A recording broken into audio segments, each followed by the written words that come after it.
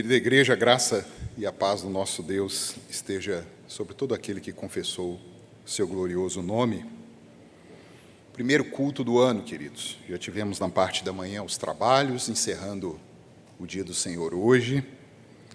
E datas, marcos, podem nos ser muito úteis. Eles nos estabelecem dentro do espaço-tempo. É bem verdade, é bíblico que não existem dias mais santos do que os outros em si mesmos. Com a nova aliança sendo exposta no Novo Testamento, a gente vê que o dia do Senhor, o domingo, é um dia em 7, que sim, nós devemos dar mais honra, mais glória, é um dia santificado ao Senhor, e tirando esse dia de 7 em 7, não há mais nenhum dia que seja santo. Mas esses símbolos, esses marcos temporais que a própria natureza estabeleceu, né, as 4 estações, a lua circulando a terra, dando um mês, a terra circulando o sol, dando um ano, o próprio Senhor constituiu esses marcos, nos ajudam a rememorar algo importante, algo que marcou um nascimento, uma morte, uma conquista que foi estabelecida por nós. E escrevendo esse sermão aqui, que nós vamos meditar essa noite, em Êxodo 6, do versículo 2 até o versículo 13, eu fui atrás na Escritura, eu falei, o que o povo de Israel fazia no primeiro dia do primeiro ano, no primeiro mês, no primeiro ano que eles saíram do Egito. E tem, viu, irmãos? Eu achei lá em Êxodo 40, eu não vou ler o texto aqui, quem quiser anotar e conferir depois, fique à vontade. Êxodo 40, dos versículos de 1 a 17, diz que no primeiro dia do primeiro mês, depois da saída do Egito, o povo de Israel montaria a tenda da congregação, o tabernáculo, e faria a organização completa ali, colocando em ordem a morada de Deus para o culto. E eu achei interessante porque, como hoje é o primeiro culto de 2022, nós podemos estar sendo chamados, sim, a botar em ordem o nosso corpo, a nossa mente, porque, irmãos, nós somos o templo do Espírito Santo, o verdadeiro tabernáculo, o tabernáculo de carne, como as Escrituras dizem. Essa progressão dentro da história, mostrando uma tenda, depois um templo de pedra, apontando para um local que Deus habitaria, e esse local é afirmado pelos apóstolos, somos nós. E nós somos chamados hoje a ver se realmente carecemos colocar em ordem essa morada de Deus. Nós sabemos quem somos, nós sabemos pela Escritura para onde nós estamos indo, nós sabemos o porquê nós existimos, qual é o propósito revelado pelo nosso Criador, mas muitas vezes, irmãos, nós nos pegamos em desânimo, nós nos pegamos numa letargia, no medo, e nós vemos, como eu disse aqui, lá do Antigo Testamento, tendo a sua plenitude revelada no Novo, o que foi constituído da terra, daqui de baixo, aquilo que estava exposto aos olhos da carne, sempre apontou para algo maior, algo mais sublime, algo mais perfeito, e demonstrando assim que aqueles tipos que nós vamos ver, se Deus quiser, na caminhada aqui, apontam para algo superior.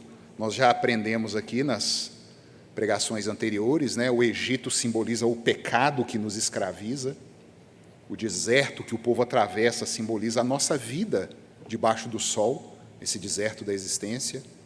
A gente viu que aquela terra prometida aponta para algo muito superior, que é a Jerusalém celestial, aquilo que está prometido lá adiante, que Abraão viu de longe, mas não teve a concretização da promessa, porque ainda não estava conosco, todos os irmãos reunidos.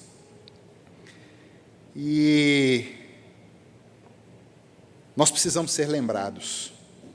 E esse texto ele caiu assim, e a hora que a gente tem esse privilégio de pregar expositivamente de forma sequencial, que aí não tem carapuça, não tem nada, e caiu exatamente no primeiro dia do ano, esse chamado a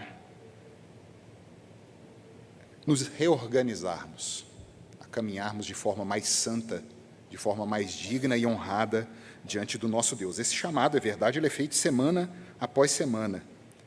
E nós carecemos, irmãos, de confiar mais na providência de Deus, entregando para Ele todo esse fardo que a gente tem carregado, porque Ele tem cuidado de nós, assim como fez lá com os nossos irmãos, e o que nós vamos ver aqui hoje. Se eu pedir para levantar aqui a mão, quem que está desanimado? Quem está com aflição? Quem está com peso nas costas, pecado a confessar, preso ainda em amarras que não deveria ser, mas estão.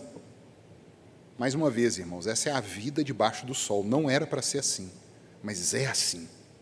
E Deus tem trabalhado e Deus tem nos chamado. Tempo de, mais uma vez, sermos chamados a entregar esse fardo ao nosso Senhor. Semana passada, nós vimos que essas cargas, esse peso, esse desânimo, essa canseira, que os nossos irmãos hebreus foram submetidos por Faraó na escravidão, tem paralelo moderno. O mundo, os seus encargos, trabalho, escola, entretenimento, nós vimos hoje pela manhã, o presbítero Gabriel mais uma vez chamando a atenção para isso. Nós podemos estar nos colocando debaixo dessa escravidão hoje, os faraós modernos.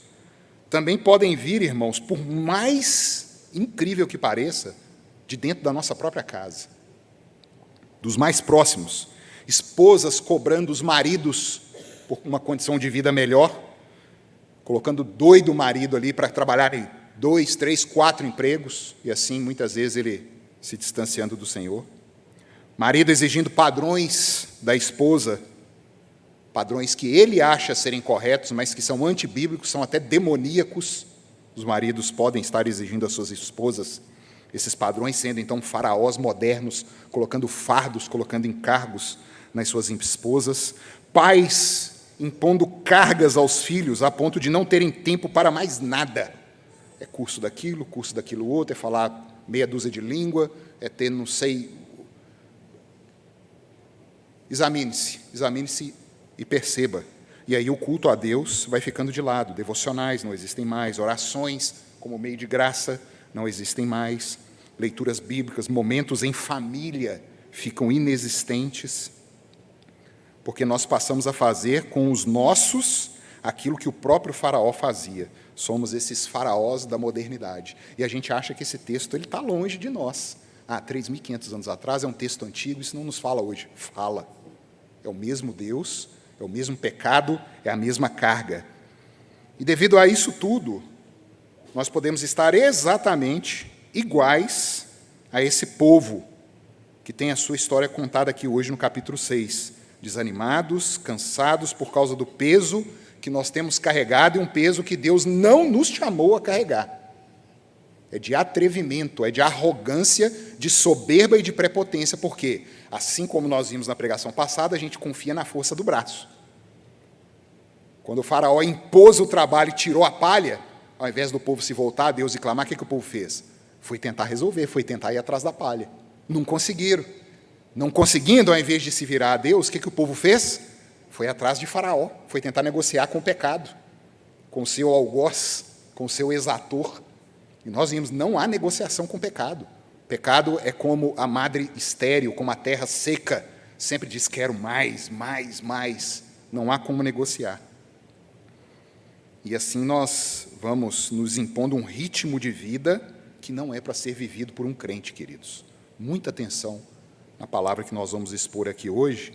Eu queria orar mais uma vez, dada essa introdução, esse contexto da mensagem, convidando os queridos, os visitantes, os irmãos, a sempre acompanhar essa exposição, porque é uma história, queridos, é uma linha de Gênesis a Apocalipse, tudo integrado, tudo apontando para aquele que viria tirar esse fardo de nós. Eu vou convidar a nossa irmã Graça, que possa nos elevar a Deus e pedir que Deus nos mostre, pelo amor dele, que nós nos podemos estar nos submetendo a esse tipo de vida, assim como esse povo aqui, que é povo dele, se submeteu naquele tempo. Senhor Deus, a Tua palavra será exposta agora, se não for pela ação do Espírito Santo do Senhor, Ô Jesus. trazendo, Deus, essa palavra da nossa mente, descendo para o nosso coração. Deus nos ajuda a esquecer tudo que está lá fora, Por favor, Senhor. que a nossa mente, Deus, ela fique atenta e que essa palavra, Deus, ela não seja para nossa condenação, mas que ela seja, Deus, para nos admoestar, para nos disciplinar, como já foi orado, e que o Senhor nos capacite a colocá-la em prática no nosso dia a dia. Foi falado aqui, Deus, que nós estamos no primeiro culto do ano e nós podemos, sim, usar essa bendita palavra para nos reorganizarmos Deus, espiritualmente. por favor. Nós temos confessado aqui diante do Senhor e pedido perdão porque nós temos lido pouco a Tua palavra, Jesus. nós temos meditado pouco nessa santa palavra, nós temos orado pouco. E o nosso lema esse ano, Deus, é orar sem cessar. Mas nos capacita a fazer isso, Senhor, porque o pecado que tenazmente nos assedia, ele é impedimento para todas estas coisas. Se apieda do Teu povo que se reúne nesse momento aqui nessa igreja, mas em toda a face da terra. Sim, meu Deus. Aquele que clama em nome de Jesus Cristo, que é o nosso Senhor e Salvador, e na ação do Espírito Santo do Senhor, Amém. que nos capacita a entender a palavra do Senhor, é que o Teu povo se humilha diante da Tua soberania, diante da Tua glória, clamando, se apieda do Teu povo e faz um milagre, Deus, nessa noite. Não permita que saiamos daqui como entramos, aflitos, Por favor, carregando fardos que não nos pertencem, porque Jesus prometeu, Deus, que carregaria o nosso fardo, que nós entregássemos para Ele, porque o jugo dele é suave, Ele é manso. Faz esse milagre nessa noite, Deus, e que nós possamos ir para casa, tendo a certeza de que nós passamos esse momento com o Senhor. Amém. E crendo nisso, Deus, nós te imploramos mais uma vez, nos perdoa, porque nós temos amado pouco o Senhor. Nos perdoa porque nós não conseguimos guardar os mandamentos do Senhor. Tem misericórdia do teu povo. Essa é a oração que a congregação faz, em nome de Jesus Cristo, o nosso Senhor e Salvador, aquele que vive e reina para sempre. Amém. Amém. Amém. Então, queridos, ano é novo, mas a promessa é antiga. E eu queria que a gente meditasse nessa noite nos versículos de 2 até 13. Nós vamos parti-los aqui em 3 momentos. Na seguinte proposição: os termos da aliança permanecem, irmãos. Os termos da aliança de Deus com o seu povo permanecem. Não desanime. Não desanime. Em primeiro lugar, Deus ouve o clamor do seu povo. Peça alento e receberá. Existe uma aliança sobre nós. Vamos fazer a leitura a uma voz, dos versículos 2 até o 5. A uma voz em pleno e bom som. Assim diz a palavra do nosso Deus. Falou.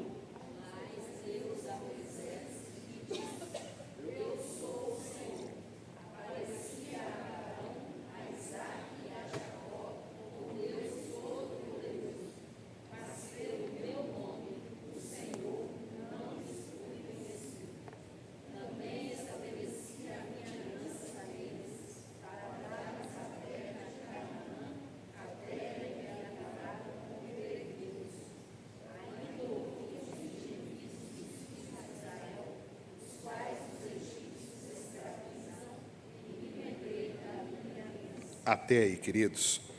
Queridos, quantas vezes os acontecimentos do dia a dia, eles nos movem em direção contrária ao nosso Deus? Doenças, brigas, trabalho pesado, e tudo é culpa nossa, queridos. E nossa no sentido de sermos responsáveis como seres humanos naquilo que nós, como unidade humana, nós vivemos nessa terra debaixo do sol. E no momento em que nós mais precisamos de Deus, não lembramos de clamar. Ou se clamamos, queremos que Deus resolva, é da nossa maneira, é do nosso jeito, é no nosso tempo, assim, assado, assado. A gente quer dar ordem para o nosso Deus. Irmãos, preste atenção. Deus jurou salvar um povo para si, um povo que daria ouvidos à sua voz, e por isso creria na promessa que Ele mesmo empenhou sobre o seu próprio nome. Perceba a ordem. Ele escolheu um povo para que esse povo cresce. Ele não escolhe um povo porque o povo creu. É para que crescem. Entenda de uma vez por todas, Deus não é o seu mordomo. Ele não é o gênio da lâmpada que vem quando chamamos e cumpre os nossos desejos. Ele pode nos usar em qualquer situação, seja ruim ou boa, de acordo com a nossa percepção, a nossa avaliação caída, mas nos usar para os seus santos propósitos. Não foi Ele que fez o mudo, como a gente viu Ele falando com Moisés, 2 capítulos atrás? Não foi Ele que fez o surdo? Não foi Ele que fez o aleijado? Onde você, meu querido, estava quando Deus declarou plenamente a sua aliança a Abraão, a Isaque e a Jacó? Perceba que nem a estes homens, os patriarcas, Deus se deu a conhecer plenamente, como está fazendo a esse povo agora no Egito, por meio de Moisés. É interessante que a gente lê no versículo 3 assim: aparecia a Abraão, a Isaque e a Jacó como Deus Todo-Poderoso. Nós lemos isso em Gênesis 17. Deus Todo-Poderoso, El Shaddai em hebraico, mas pelo meu nome, Yehová, como ele se apresentou a Moisés, o nome pactual, ele ainda não havia se revelado, e agora estava se mostrando aquele povo. Eu sou um Deus do pacto, eu sou um Deus que vim salvar. Eu não vou proporcionar a possibilidade de salvação, eu vou tirá-los de dentro do Egito. E vão e digam a Faraó: liberta meu povo. Eu gosto, como eu cantei no coral, né? Let my people go, né? Aquele soul muito antigo. E é exatamente esse o tema da música: deixa o meu povo ir. E isso são 500 anos depois que El Shaddai apareceu para Abraão, Isaque e Jacó. Agora ele aparece a Moisés e aqueles hebreus que estavam escravizados, e os termos continuam os mesmos, queridos. E esses termos são: aquele que invocar o nome do Senhor será salvo. Romanos 10, 13. Não é exatamente isso que Deus fala aqui no versículo 5? Ainda ouvi os gemidos dos filhos de Israel, os quais os egípcios escravizam, e me lembrei da minha aliança. É uma linguagem muito poética, muito figurada. Deus não precisa lembrar de nada. Deus, ele não lembra, ele não se arrepende, ele não muda. Mas assim como nós nos acomodamos às crianças nossas, aos nossos filhos, aos nossos netos, aquela língua tati-bitati, né? Que é a coisa que você... ridícula, mas que a criança gosta. Deus faz isso conosco. É uma doutrina muito defendida pelos reformadores e que a gente esquece quando nós estamos lendo textos onde parece: mas Deus mudou? Não, Ele está acomodando. É a doutrina da acomodação de Deus. Ele desce e se achega até nós. Os termos continuam. Esse é o verdadeiro gemido dos filhos de Deus, esse anseio pelo fim de toda desgraça que nos rodeia e a volta gloriosa como cumprimento das suas promessas. Irmãos, tentam nos desviar dos céus para colocar os nossos olhos na terra. É impressionante isso. Como se houvesse a possibilidade de redenção e descanso aqui. Mas não há. Passados mais de 3.500 anos que Deus falou a Moisés até hoje, os termos da aliança também continuam os mesmos. Por isso que os filhos do diabo bradam que religião é o ópio do povo, como uma espécie de narcótico, de droga que nos mantém cativos, que prendem aqueles que são crentes, mas é justamente o contrário. O único lugar onde podemos buscar a libertação, esse anseio pela liberdade que cada coração aqui tem, é nessa aliança, feita antes que houvesse mundo. A promessa é bem anterior. Querido, início de ano, aonde você tem colocado as suas esperanças? É no curso que você vai formar daqui 3 anos? É no trabalho que pode ser que você seja promovido? É no marido? É na esposa? Aonde está essa base? Aonde está firmada a sua fé? Você pode estar até clamando realmente, gemendo, como os filhos de Israel faziam, mas está clamando pelo quê? Qual é o seu anseio? E assim nós vamos caminhando. Em segundo lugar, não olhe, queridos, as circunstâncias. Se Deus é o mesmo Deus de Abraão, Isaque e Jacó, é o mesmo Deus de Moisés, é o mesmo Deus de Davi, é Jesus que desceu nessa terra, e ele mantém os mesmos termos e diz para não desanimarmos, então não olhe as circunstâncias, ouça a voz de Deus. Vamos ler a uma voz, versículos de 6 a 9, por favor. Versículos de 6 a 9, capítulo 6 de Êxodo, diz assim: portanto,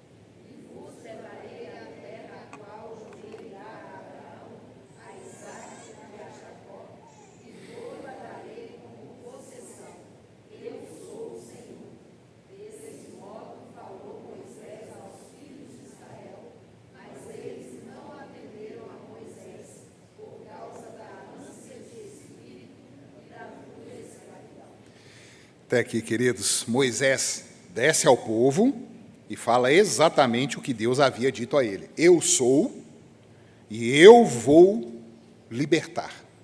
Essa é a mensagem. A lei, queridos, a lei ainda não havia sido entregue ao povo ainda. Eu sempre tenho batido nessa tecla aqui para a gente entender que a lei vai ser dada de forma oficial, por assim dizer, lá em Êxodo 20. Havia o espectro natural da lei no coração do ser humano. Mas aí eu ouço o diácono de plantão orando assim: Senhor, mesmo na nossa iniquidade, o Senhor nos ampara. E é exatamente o ponto aqui. Não havia lei entregue ao povo ainda. Então, o que aquele povo havia feito para que Deus fosse lá libertá-lo? Nada. Só chorava. Só chorava. Você que me ouve esta noite, se Deus fosse olhar a sua conduta, as suas obras, se Deus, esse Deus que é puro, que é santo e que não pode contemplar pecado e exige a perfeição da obediência à sua lei, se Ele fosse te julgar e vendo o que há de mais profundo no seu coração, o que Ele tinha que fazer com você? A resposta é muito clara. A nossa situação é a mesma daqueles irmãos lá de trás. Deus não decide, queridos, por favor, Deus não decide salvar ninguém por causa de desempenho, por causa de mérito, é pela graça, mediante a fé. Estamos caídos e mortos em delitos e pecados, nós lemos isso aqui.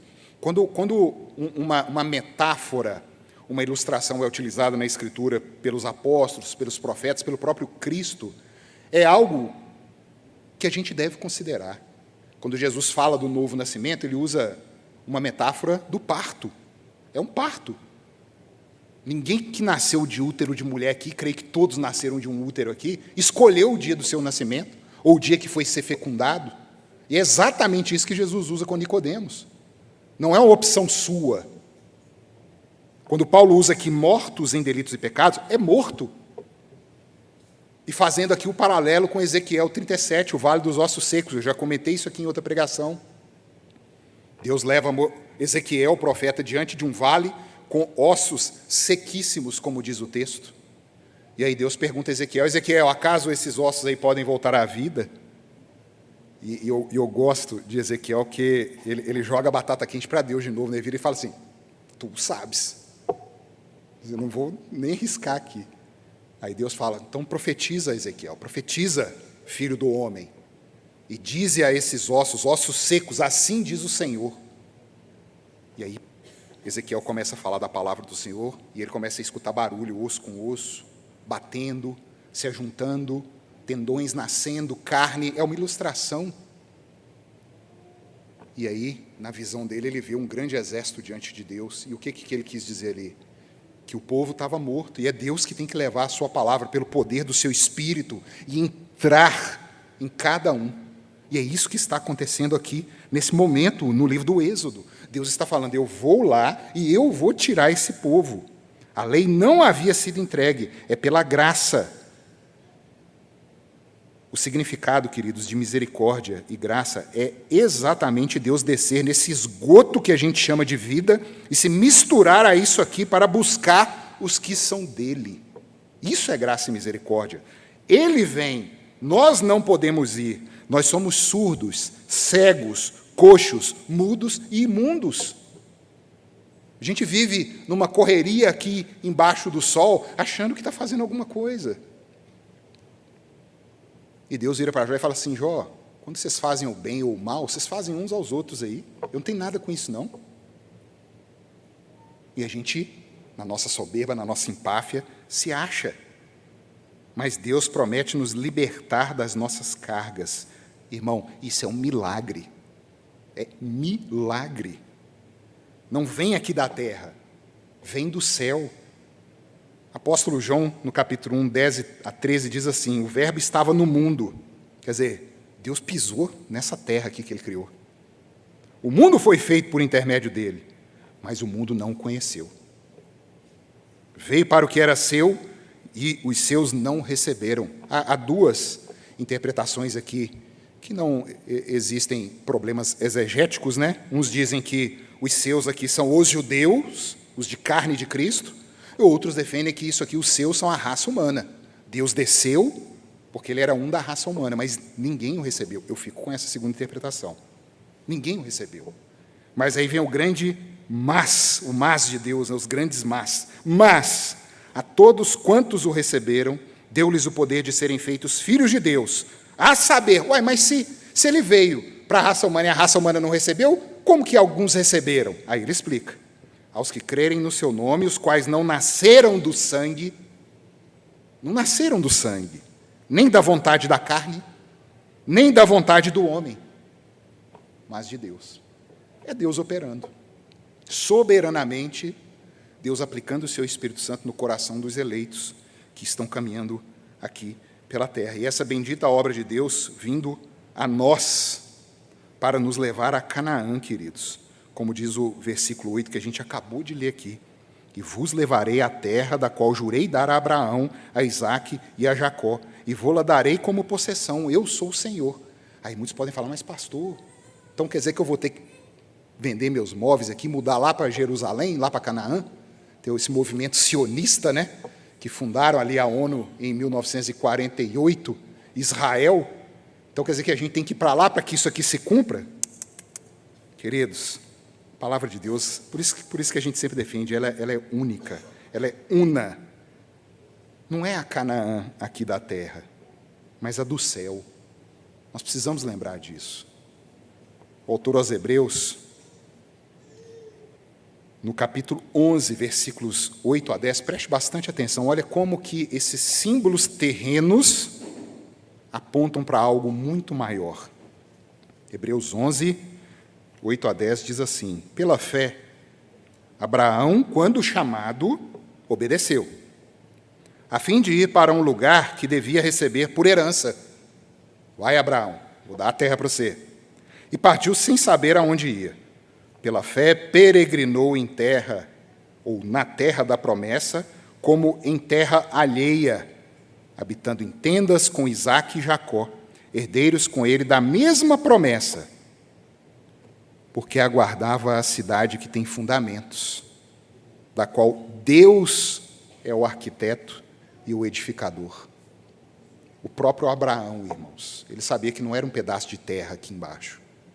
Ele sabia que era algo muito mais sublime. E nós fazemos parte dessa chamada aqui. Nós fazemos parte. Mas aí nós falamos, queridos, das coisas do alto, daqueles lugares que olhos não viram, que ouvidos não ouviram e que nem jamais penetrou o coração humano, mas que agora, como o apóstolo diz, foram revelados. Estão aí expostos na Sagrada Escritura. E nós fazemos o quê? Nós fazemos como os irmãos. Hebreus, versículo 9. Desse modo falou Moisés aos filhos de Israel, Moisés foi fiel, deu a mensagem. Deus vai vir e vai nos libertar. Mas eles não atenderam a Moisés. Por causa de quê? Ansiedade. Por causa de quê? Servidão, escravidão. Lá no capítulo 5, Moisés e Arão chegam diante de Faraó. Faraó, vocês estão muito à toa. Está caçando prestar culto a Deus estranho aí, que eu nem sei quem que é Senhor. Então eu vou dar mais serviço para vocês. E aí o povo, vocês puseram a espada na mão de Faraó, vocês são doidos. O povo contra Moisés e Arão. A ponta aqui da próxima sessão, a gente vê que o próprio Moisés também ficou abalado, ânsia de espírito, dura escravidão, dura serviço. E é isso, queridos, que muitas vezes nos impedem. Nós temos hoje uma estética, uma plástica de igreja que a gente vê sendo exposta, especialmente nas redes sociais, na TV. Depois que entrei para a igreja, as coisas vão virar um mar de rosas. A gente vê, às vezes por curiosidade eu paro ali num determinado canal, prosperidade, carro, empresa, culto disso, culto daquilo e tudo. E isso com o passar dos anos, aí, das décadas que esses movimentos neopentecostais da prosperidade chegaram, não tem se concretizado. Muitos têm se decepcionado com Deus. Então esse Deus aí é mentiroso, mas não é o que ele prometeu. Eles estão prometendo um outro evangelho. Mas aí tem aquela turma que vem para a igreja e começa assim, poxa, depois que eu entrei para a igreja, as coisas parecem que pioraram. E muitas vezes acontece isso, viu, irmãos? E é interessante. Eu falo de experiência própria, eu e minha esposa. Perdi o emprego, veio a doença, os atritos surgiram, perdi os amigos, blá, blá, blá, e aí vem. Irmãos, como atender o chamado de Deus se nós estamos dando ouvidos a outras vozes? A gente tem misturado. A gente tem feito o que Paulo manda, examine todas as coisas. Mas parece que a gente tem esquecido da segunda parte. Retende o que é bom, o que concorda com a Escritura. Nós somos chamados a essa exploração do mundo, na música, nas artes, na literatura, nas ciências, sejam elas exatas, humanas, o que for, mas nós temos colocado esse conhecimento nosso que é contaminado, a nossa visão que é caída, a nossa percepção ela é limitada, e aquilo que a gente apreende, a gente coloca em pé de igualdade com a palavra de Deus, e a gente tem se decepcionado com isso. Como diminuir a nossa dor e a dos que estão próximos a nós, se ao mesmo tempo nós defendemos que é pela graça e misericórdia, mas que se eu não fizer isso ou aquilo, eu perco a salvação. É o que se prega aí hoje. Deus diz, eu vou salvar. E virão. Mas aí a gente examina, fulano era uma bênção na igreja, sumiu, está na iniquidade, cicrano, a igreja tal, não sei o quê. Vai vir o joio, queridos. Quando Deus arranca esse povo lá do Egito, veio Israel, etnia, nação, mas a gente sabe que Deus fala com Elias, nem todo aquele que diz que é de Israel é verdadeiro israelita. Veio o joio, e Deus aperta, Deus peneira, como Amós diz, para tirar essa palha. Mas Deus diz assim, que no crivo dele não vai cair um grão que é dele, que são os seus filhos. E os seus filhos vão suportar essas provações, não por uma força própria, mas é porque Deus é quem dá a condição. E mais uma vez, como caminhar no amor de Deus como um pai que nos guarda, que nos providencia todas as condições de vida, se eu condiciono essa filiação a uma escolha minha e não do Deus que me gerou. Vocês estão vendo como que as ideias estão digladiando na nossa mente, estão em conflito. E muitas vezes a gente não percebe. A gente vai dando ouvidos ao mundo e esquece dessa promessa de Deus. Eis o porquê que muitos andam cansados e sobrecarregados e não atentam mais a Deus. Esse simulacro. Evangelho? Céu? Redenção? Negar-se a si, tomar uma cruz, dar outra face? Congregar com gente que eu nem conheço? Gente esquisita na igreja? Para quê? Que evangelho é esse? Eu quero é a prosperidade. Eu quero é que a minha vontade prevaleça. Eu sou filho do dono do mundo. Eu rejeito toda a dor e todo o sofrimento. Essa é a estética moderna do evangelho. Mas não é assim, queridos. E assim nós vamos caminhando para esse terceiro lugar. O pecado, querido, preste atenção. O pecado, ele é maior do que você. Por mais escândalo que seja escutar isso, o pecado, ele é maior do que você, e apenas um que é maior que o pecado pode libertá-lo. E assim nós vamos caminhar para os versículos 10 a 13. Peço que a igreja, a uma voz, leia, por favor, Êxodo 6, 10 a 13, que diz assim: falou...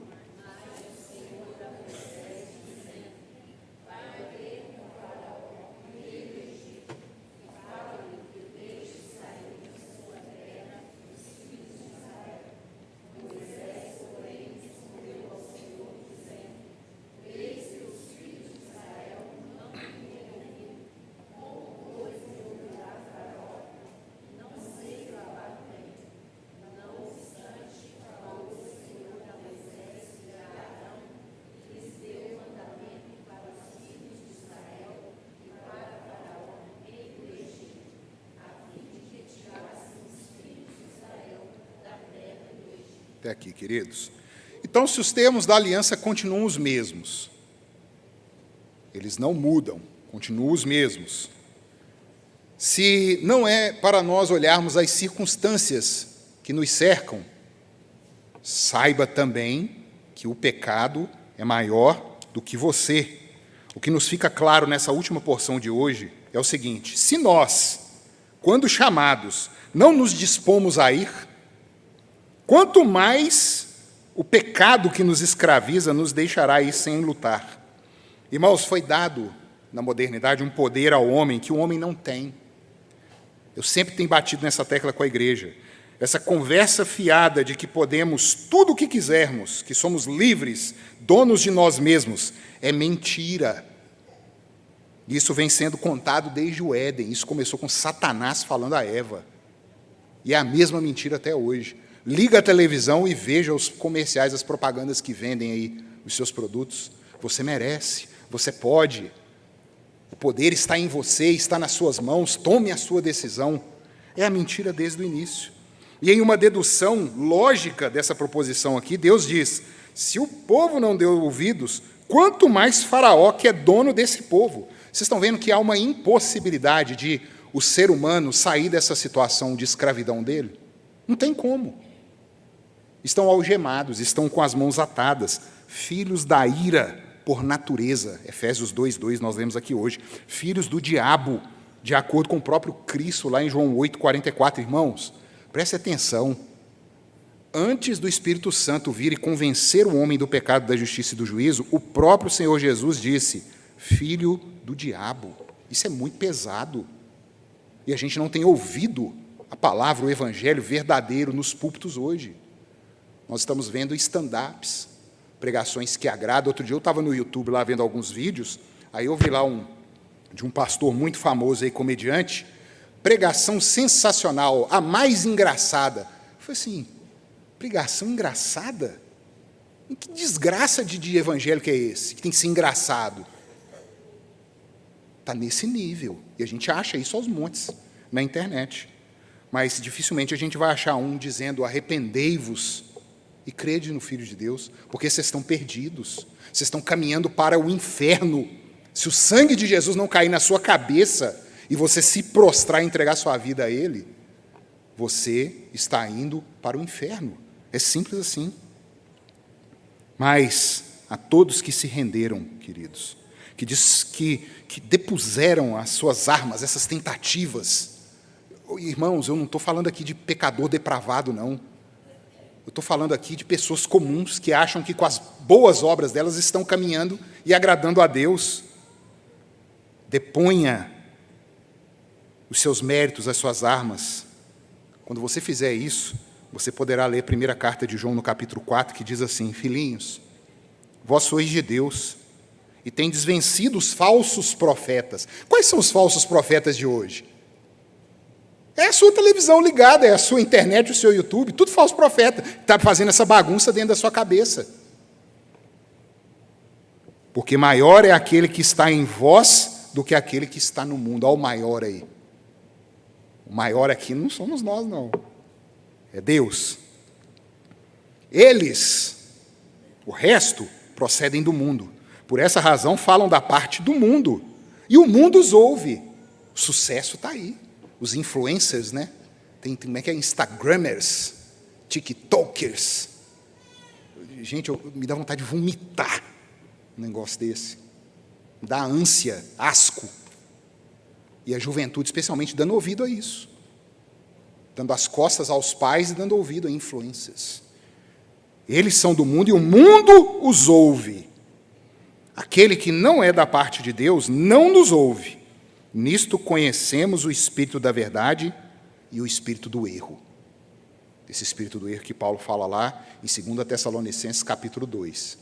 Que Deus envia essa operação do erro para confirmar aquilo o que o homem é por natureza, perdido. Porque esses homens abraçam a mentira e rejeitam a verdade. Palavra do apóstolo. Esse texto que eu li aqui está em 1ª carta de João 4, de 4 a 6. Os termos da aliança não mudam.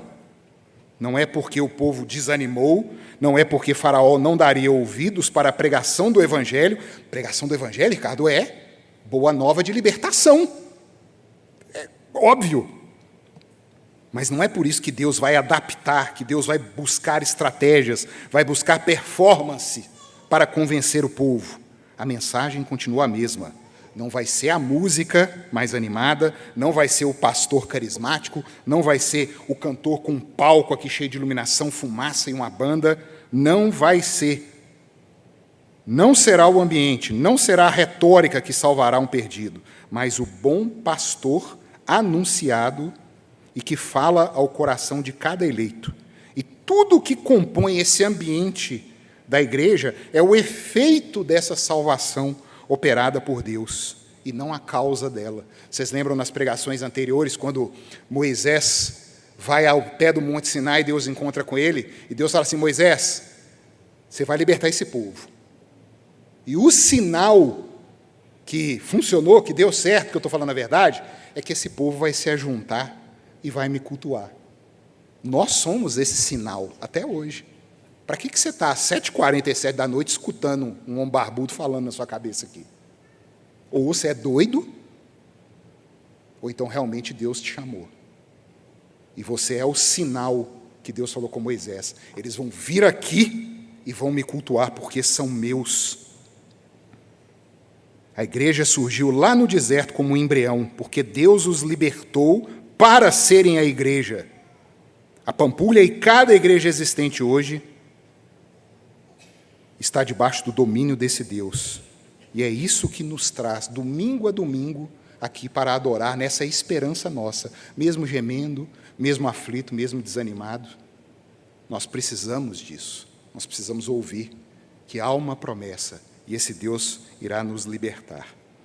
Queridos, concluindo então esses 11 versículos, nós vimos aqui essa estrutura desde o início do livro do Êxodo e por toda a Escritura, o homem caído em pecados, inabilitado, e um Deus soberano que salva, que insiste, que permanece desde o início. As doutrinas da graça, ou os 5 pontos do calvinismo, elas são o fruto dessa estrutura bíblica. São consequência do que Deus vem demonstrando durante a história, e somos chamados a, mesmo nesse desânimo, nesse cansaço, muitas vezes, início de ano, a gente muitas vezes nem planos fez. Essa pandemia já há 2 anos, a gente ficava aquela empolgação, porque ano que vem eu vou fazer isso, vou fazer aquilo, vou acontecer. Muitos aqui não devem. Eu realmente não fiz, eu pensei nisso, falei assim, nem propósito eu fiz. Eu não posso ser assim, há essa promessa. Eu estou cansado igual esse povo aqui, não estou dando ouvidos. Eu estou duvidando. Eu garanto que todos aqui estão duvidando desse Deus. Crer, queridos, não demanda esforço físico. Crer não depende da força do braço, da capacidade intelectual, não depende da sua beleza, dos seus diplomas. Crer é um dom dado por Deus e que está à disposição dos que Jesus comprou para o Pai. Você é um desses, meu irmão? Você é irmão em Cristo? Se já é, anime-se. Eu falei isso com o meu coração, no solilóquio. Firme os joelhos e mesmo estando esse mulambo aí no começo do ano, tome alento, beba da água que mata a sede, a verdadeira água da vida, coma desse pão que desceu do céu. Nós fizemos isso aqui hoje e vamos prosseguir. O deserto está aí, ó. Nós temos que marchar. Não há opção. Você foi comprado. Fixe os olhos no autor e consumador da fé e marche, marche. E se você, meu caro ouvinte, não é um desses ainda, saiba que há um chamado. Você não caiu de paraquedas aqui, não. É um chamado para que você se submeta, para que você entregue as suas convicções, os seus temores no trono da graça e seja tratado por aquele que te fez. Eu sou da área da mecânica, eu sempre lembro assim, Você está estragado, você está com defeito, assim como eu, como todos. E não há lugar de reparo debaixo desse sol. Não há como nos retificar. Nós estamos quebrados. Apenas o nosso projetista pode nos consertar e nos colocar nos trilhos da estrada da glória. Só quando Deus descer e trocar esse motor aí que é o seu coração, é que você vai entender. Então venha, por que esperar? Se disponha a esse chamado. Queridos, vamos ficar de pé? Vamos orar ao nosso Senhor, dando graças por Ele nos mostrar que pessoas há 3.500 anos atrás sofriam como nós sofremos hoje, mas eles tinham essa esperança e eles eram burros como a gente é. A gente não confia. Mas mesmo nós sendo infiéis, Ele permanece fiel, porque não pode negar-se a si mesmo. Santo Deus, graças pela Tua palavra, Pai.